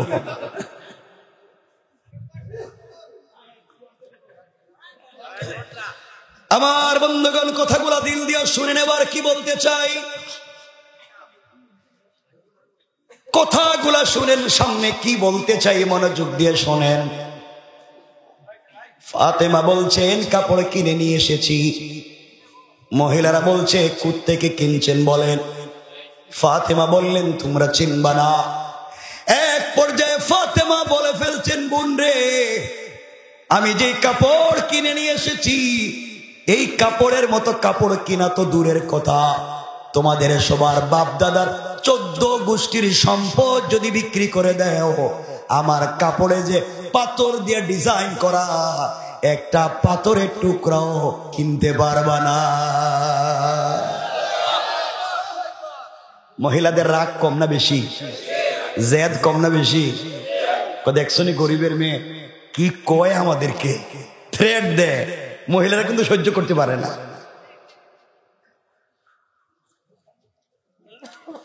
সব মহিলারা মিলে গেছে স্বামীর কাছে, একজনও বিয়েতে কিছু খাইতে পারবে না, আগে ফাতেমার মতো কাপড় দিবা, এরপরে বিয়েতে খাইতে বসবা। দেখছো, যেই মেয়ের বিয়ে হওয়ার কথা, ওই মেয়েটা বাবার কাছে গিয়ে বলছে, আব্বা তুমি না বলছিলা ফাতেমা কাপড় পাইবো না, এমন কাপড় পরছে, আমারে যেটা তুমি কোটি টাকা দিয়ে কিনে দিছ, মনে হইতেছে এই কাপড় দিয়ে ফাতেমার জুতা মুছা যাইব। আল্লাহু আকবার। বাবা আমি খবরদার বইলা দিলাম, ফাতেমার মতো কাপড় যদি তুমি না দেও, আমি কিন্তু বিয়া করতাম না। আল্লাহু আকবার বলেন না। পেঁচ লাগছে নি? লাগছে। কে লাগাইছেন? ফাতেমার সম্পর্ক কার সাথে? আর আমাদের মিথ্যা কথা কইবেন না, না, ওই জোয়ান যারা আছে আমার মতো, হেরা তো আছে তাদের গার্লফ্রেন্ড নিয়ে ব্যস্ত, ঠিক কিনা? হেদের প্রেমিকা, ওই যে বিউটির গুণ প্রেমিকা, ঠিক কিনা? ঠিক কইছো কেন? টুপি মাথায় দিছে, হাসেও আবার ঠিক কয়। প্রেম কয়টা করছো? ভিতরে ভিতরে তো সব সজাগ দেখতেছি, দেখি সামনে এগুলা কিছু কওয়া যায়নি তোমাদের। আমার বন্ধুগণ কথাগুলা দিল দিয়ে শোনেন। পুরুষেরাও বিপদে পড়ে গিয়েছে, মহিলারাও চিন্তায় পড়ে গিয়েছে, ফাতেমার মতো এমন কাপড় কোথায় পাওয়া যায়? সবাই এসে ফাতেমাকে বলছে, বোন রে, একবার বলো না কোন দোকান থেকে কাপড় কিনছ, কোন মার্কেট থেকে কাপড় কিনছ, আমাদেরকে বইলে দাও, আমরাও দেখি চাইতে পারি কিনা। এক পর্যায়ে ফাতেমা বলে দিয়েছেন, বোন রে, আমি কিন্তু কাপড় কিনি নাই। কিনো নাইতে কই পাইছো? ফাতেমা বলছেন, বোন রে, আমার একজনের সাথে প্রেম ভালোবাসা, আমি একজনকে মন প্রাণ উজাড় করে ভালোবাসি, সেও আমারে ভালোবাসে। আজ তার কাছে একটা কাপড়ের কথা বলছি, ও আমার জন্য একটা পুরা ড্রেস পাঠাইয়া দিয়েছে। আল্লাহু আকবার। মহিলারা আমরাও তো প্রেম করি, আমাদেরও তো প্রেমিক আছে, এত দামি কাপড় দিব দূরের কত, 2 টাকা দিয়ে বাদামও কিনে দেন, আরো আমাদের কাছ থেকে নিয়ে খায়। এটা কেমন শেষরা তার বয়ফ্রেন্ড। মহিলারা বলছে ফাতেমা এটা কেমন প্রেমিক পাইছো, এত দামি কাপড় দিয়ে দিছে। শোন, আমার প্রেমিক যে মার্কেট থেকে কাপড়টা দিছে, এই মার্কেট তোমরা চিনবা না, এই মার্কেটের নামও শোনো নাই, এই দোকানের নামও শোনো নাই। মহিলারা বলছে বলো না দেখি কোন দোকান থেকে কিনছে, আমরা চিনি কিনা। ফাতেমা এক পর্যায়ে বলে ফেললেন, বোনরা শোনো, যেই মার্কেট থেকে কাপড় কিনেছি ওই মার্কেটের নাম হলো জান্নাত, আর যেই দোকান থেকে কাপড় কিনেছি ওই দোকানের নাম হলো জান্নাতুল ফিরদাউস। মহিলারা চিন্তা পড়ে গেছে, মার্কেটের নাম জান্নাত, দোকানের নাম জান্নাতুল ফিরদাউস। আমাদের মার্কেটের নাম তো বল্টু বিয়ার মার্কেট। এত সুন্দর মার্কেট, এটা কই পাইলো? এই দোকানের নামও শুনি নাই, মার্কেটের নামও শুনি নাই। মহিলারা বলছে ফাতেমা এই মার্কেটে কোন দিয়ে যাওয়া যায়? এই কেন্দুয়া বাজারের কোন দিকে ঢুকলে এই মার্কেটে যাওয়া যায়? ফাতেমা বলছেন বোন রে, এই মার্কেটে যাইতে গেলে যে কেউ যাইতে পারে না, ওটা স্পেশাল একটা রাস্তা, ভিআইপি রাস্তা, যে কেউ রাস্তা দিয়ে যাইতে পারে না। যার সাথে ওই যে আমার যার সাথে প্রেম, তার সাথে যার প্রেম, এই রাস্তাতে যাইতে পারে। মহিলারা শুনছে যখন টাকা আছে, মাল আছে, প্রেম কি করতে চায় না? দেখেন তোমার সাথে এক মেয়ের সম্পর্ক, রাত দিন এর সাথে কথা বলো, এমন কি ও যদি টেলিফোন দেয় বাতের প্লেট ফালাইয়া কুত্তার মতো দৌড়লো। কারণ তোমার বয়ফ্রেন্ড, তোমার গার্লফ্রেন্ড খুব স্মার্ট, তার বয়স এক্সট্রাঅর্ডিনারি করা, খুব বিউটিফুল। সে যখন কথা বলে তুমি পাগল হইয়া যাও, সব ছাইড়া তার পিছনে ঘুরতে চাও।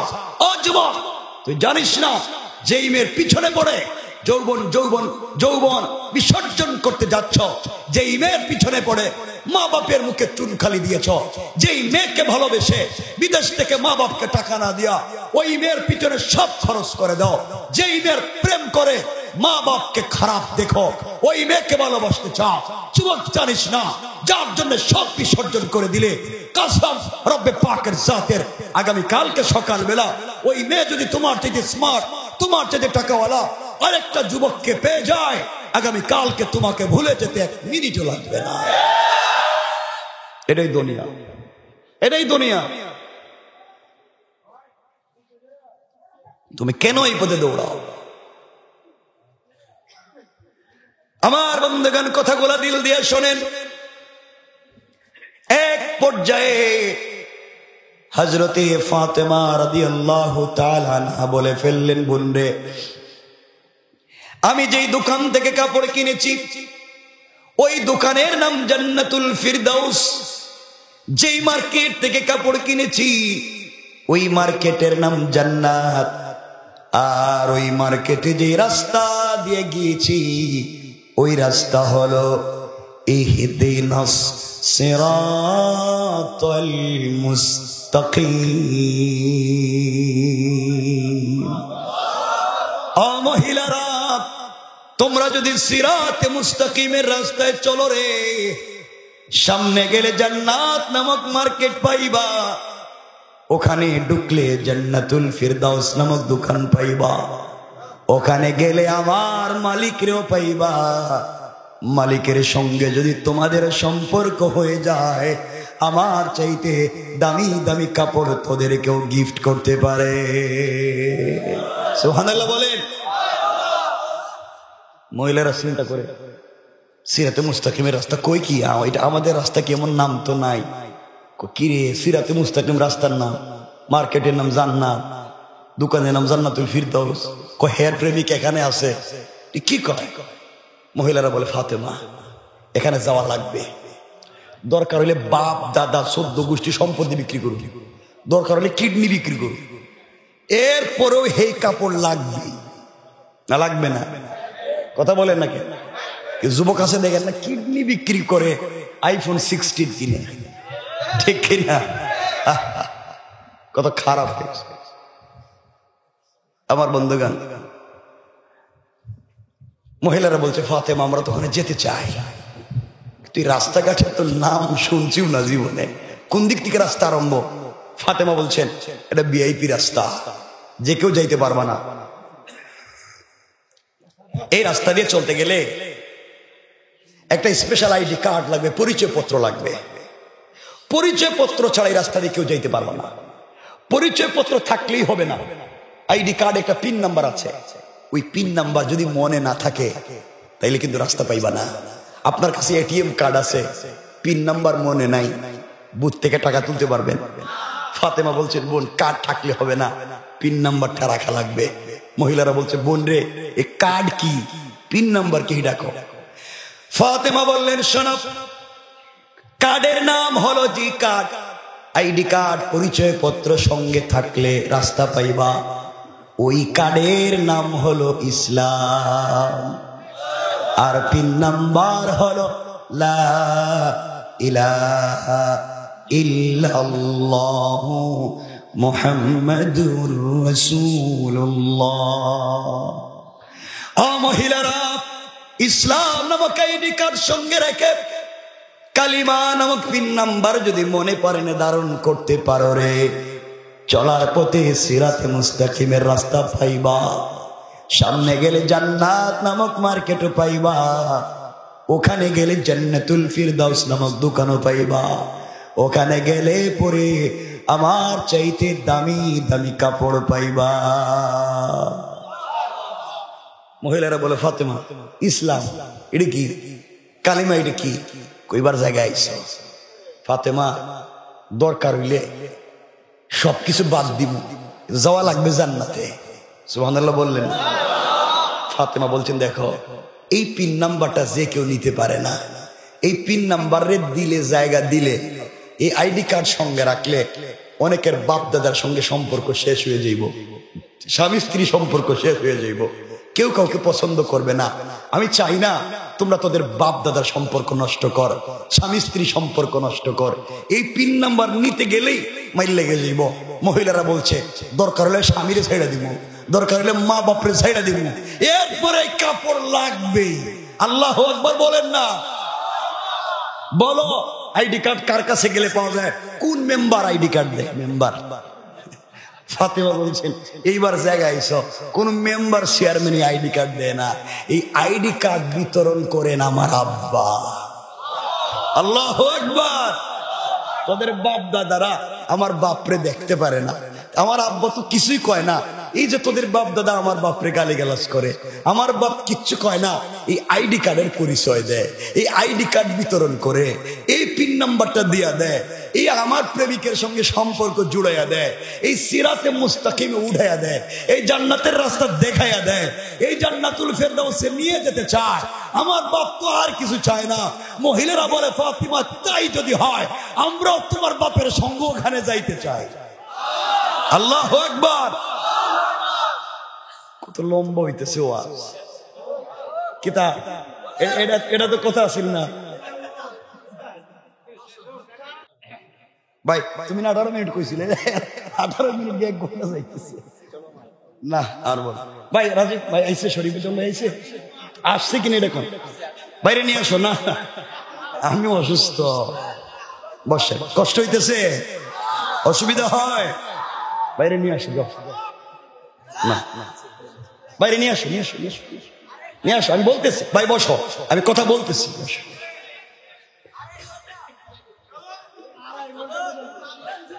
ভাই বসতেছি, আমি বলতেছি, সরি বসো ভাই, আমি তো অসুস্থ না। আচ্ছা আমি বলতেছি, আমি কথা বলবো, বাইরে নিয়ে আসো, আমি 5-7 মিনিট কথা বলবো, বাইরে নিয়ে আসো। আমার বন্ধুগণ, মহিলারা কি বলে ওখানে? আপনারা কি যাইতে চান? আপনারাও বলেন না যাইতে চান? সবাই ভাই কই তুমি? তুমি আস,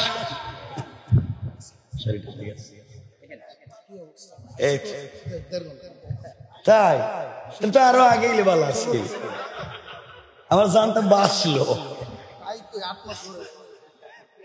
খুব মহব্বতের ভাই, খুব ভালোবাসি। শুনবেন কি চমৎকার কথা, আমার তো ভাঙ্গা গলা কি চলে না। 1-2 মিনিট ভাই আসছে রেখে দিন। আমার মুসলমান বন্ধুগণ, কথাগুলো দিল দিয়া শোনেন। এইভাবে ফাতেমা শত শত মহিলাদেরকে আল্লাহর পরিচয় পৌঁছাইয়া দিলেন, বাবার পরিচয় বুঝাইয়া দিলেন। আজ যদি প্রত্যেকটা ঘরে ঘরে দ্বীনের দাওয়াত পৌঁছে যায়, তাওহীদ আর রিসালাতের দাওয়াত পৌঁছে যায়, কোরআনের শিক্ষা যদি প্রত্যেকটা ঘরে পৌঁছে যায়, দাঙ্গা হাঙ্গামা থাকবে না, মারামারি ফিতনা ফাসাদ থাকবে না, পুরা দুনিয়ার মানুষ ঐক্যবদ্ধ হবে। কেমনে? ফাতেমার মতো সম্পর্ক করে জান্নাতে যাওয়া যায়। ঠিক কিনা বলেন? এই জন্য যুবকেরা আমারে কথা দাও, দুনিয়ার এই পচা প্রেম ভালোবাসা বাদ দিবা। তুমি একজন কি তাই? ইনশাল্লাহ। সবাই কও ইনশাল্লাহ। আবার কও প্রেম করবা না তো? এই বাইরে গিয়েই তো টেলিফোন দিবা। তোমার তো নাই মনে হইতেছে, আসেনি? নাইতে দিবা কেমনে? শোনো, আল্লাহর ওয়াস্তেগুলো করবা না ভাই। যুবক, তুমি যার সাথে প্রেম করো, হয়তো সে অনেক সুন্দরী, কিন্তু জানো না, হয়তো একদিন বলবে, দোস্ত, আমার ফ্রেন্ড, আমার বয়ফ্রেন্ড, দেখো আমি আগামীকালকে তোমার সঙ্গে কথা বলতে পারবো না, আমার মা আমার পাশে ঘুমাইয়া থাকবো। এই কথা বলে তোমার কাছ থেকে বিদায় নিয়ে হতে পারে আর একজনের সঙ্গে কথা বলতেছে। কথা বলেন না কেন? এই দুনিয়ার ধোঁকা, এই দুনিয়ার শয়তানের জায়গা হচ্ছে শুধু ধোঁকা দেওয়া। দুনিয়া সব ধোঁকা, সব বাদ দাও। যুবক, আমিও তো প্রেম করি, তুমিও প্রেম করো। তুমি ভুল জায়গায় প্রেম করেছ। প্রেম যদি করতে হয় একজনের সঙ্গে, তিনি কে? আমার রব তো মাঝে মাঝে আমার রসুলের সাথে প্রেম করতেন, আমার রসুলকে দিল থেকে ভালোবাসতেন। আমার আল্লাহ মাঝে মাঝে আমার রসুলকে ভালোবাসে ডাক দিতেন, ইয়া আইয়ুহাল মুদ্দাসসির, ইয়া আইয়ুহাল মুযাম্মিল। মাঝে মাঝে বলতেন, কুম ফাআনজির ওয়া রাব্বাকা ফাকাব্বির ওয়া সিয়াবাকা ফাতাহির। মাঝে মাঝে বলতেন, ও চাদরওয়ালা চাদর খোলো, ও কম্বলওয়ালা তুমি কম্বলের নিচে খাদিজাকে নিয়ে ঘুমিয়ে আছো। তোমার প্রেমিক লা তাখুযুহু সিনাতুম ওয়ালা নাওম, সারা রাত জায়গা আছে, একটাবার ঘুমায় না। বন্ধা, তোর সাথে একটাবার কথা বলতে চাই, তোমাকে না ভালোবাসা ফলাইছি, আমার যে ঘুম আসে না, উঠো না ঘুম থেকে। ও বন্ধু, তুমি আয়েশার সঙ্গে ঘুমাই আছো, আল্লাহু আরশ ইস্তাওয়া, আমি আরশে আজিমে একা একা ভালো লাগে না, উঠো, কম্বল ছাড়ো, ঠান্ডা পানি দিয়ে ওযু করো, সিজদায় গিয়ে একটা বার আমাকে সুবহান রাব্বিয়াল আলা বলে ডাক দাও। আমি আরশে আজিমে থাকবো না, সাথে সাথে তোমার ঘরের দরজায় হাজির হয়ে যাব। রব তো তার নাম। রব আফসোস করে বলছেন, ও বান্দা, তোর কি হয়েছে? কে তোকে বিপদগামী করেছে? ইয়া আইয়ুহাল ইনসান মা গাররাকা বিরাব্বিকাল কারীম। এই মানুষ, কে তোকে ধোঁকা দিয়েছে আমার মতো মহান রব থেকে? আল্লাযী খালাকাকা, অথচ আমি না তোরে আমার হাত দিয়ে বানাইছি। কে তোরে বিপদগামী করলো? কে তোর দিলে আমার চাইতে মোহব্বত ঢুকায়া দিল? সব বাদ দাও, মোহব্বত একজনের সাথে করব, তিনি কে? হযরতে ফাতেমা তাই করলেন। এক মিনিট আমার বন্ধুগণ, সকল মহিলারা ডাক দিয়ে বলেছে, ফাতেমা, ইসলাম নামক আইডি কার্ড ধারণ করে, কালিমা নামক পিন নাম্বার যদি দিলের ভিতরে গ্রহণ করে, আমরা যদি সিরাতে মুস্তাকিমের রাস্তা দিয়ে চলি, সামনে গেলে জান্নাত পাবো, ওখানে গেলে জান্নাতুল ফিরদাউস পাবো, ওখানে গেলে মহান মালিককে পেয়ে যাব। ও ফাতেমা, দেরি করা যায় না, প্রয়োজন বুঝে সব ছেড়ে দিতে পারি। যেই মালিক একজন গরিবের মেয়ের সঙ্গে সম্পর্ক করে, সিজদায় কথা শুনে জান্নাত থেকে কাপড় পাঠিয়ে দিতে পারে, ওই মালিককে আমরাও হাত ছাড়া করতে চাই না। তারিখে ইবনে জারির তাবারিতে লিখে, এই সময়ে একসাথে 370 জন অথবা 450 জন মহিলা একসাথে ফাতেমার কাপড়ের দিকে তাকাইয়া কালিমা পড়ে মুসলমান হয়ে যায়। চিন্তা করলেন, হাসবি আল্লাহ আল্লাহ আমার জন্য যথেষ্ট। এই পরিচয়টা কি কাজে লাগলো? এখন এরা মুসলমান হইছে, এখন এই বাড়ির বিয়ে বাড়ির কি অবস্থা? যেই মেয়ের বিয়ে হবে হে মুসলমান, তার স্বামী মুসলমান না। এখন এই বাড়ির পুরুষদের সঙ্গে এই বাড়ির মহিলাদের কি ঘটতেছে? হযরতে ফাতেমা বাড়ি পর্যন্ত কেমনে আইলেন? তার পরনের কাপড়টা বর্তমানে কোথায় আছে? এরপরে বাড়িতে কি ঘটলো? পুরুষরা কি করলো, মহিলারা কি করলো, রসুল পর্যন্ত কেমনে আসলেন, কেমনে দিন পয়দা হইল, সব রাইখা দিলাম। কেউ কথা বলবেন না, এখানেই আজকে থাকলো।